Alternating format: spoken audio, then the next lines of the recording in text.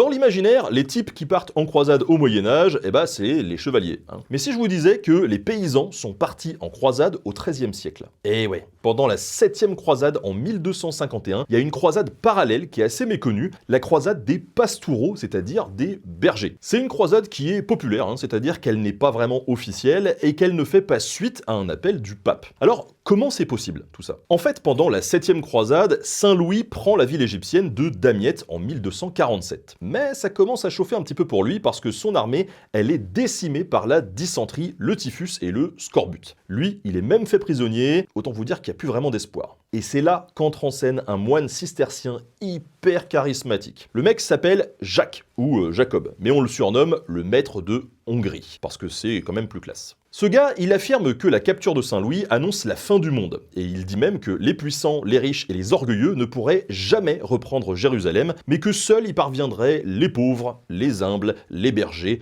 dont il doit être le guide. Et c'est la Vierge Marie qui lui a dit, donc c'est que ça doit être vrai. En tout cas, son appel hameçonne pas mal de monde, et ça dès 1251. C'est des dizaines de milliers de personnes qui le suivent. Mais les puissants se rendent vite compte que la base de cette croisade populaire, c'est de remettre en question leur position. Et il sous-entend quand même que les chevaliers pensent plus à s'enrichir qu'à libérer Jérusalem et que les gens doivent prendre en main les affaires. Bref, ça devient vite le bazar parce que les membres de la croisade s'en prennent d'abord à certains membres du clergé, puis aux juifs. Et si on leur donne pas à manger, les gars, ils pillent. Bref, ça ressemble plus à une grande bande de troubles faits peu organisés qu'à une véritable croisade. Ce mouvement, il va s'étendre en Rhénanie et dans le nord de l'Italie, mais continuer de subir de fortes répressions. Et finalement, les rescapés vont arriver à rejoindre Marseille pour s'embarquer vers la Terre Sainte. Ce que nous montre la croisade des pastoureaux, c'est que les membres les moins bien lotis de la société ont utiliser leur foi pour exprimer leur mécontentement et remettre en question l'ordre social médiéval. Et ça commence en 1320 lors de la seconde croisade des pastoureaux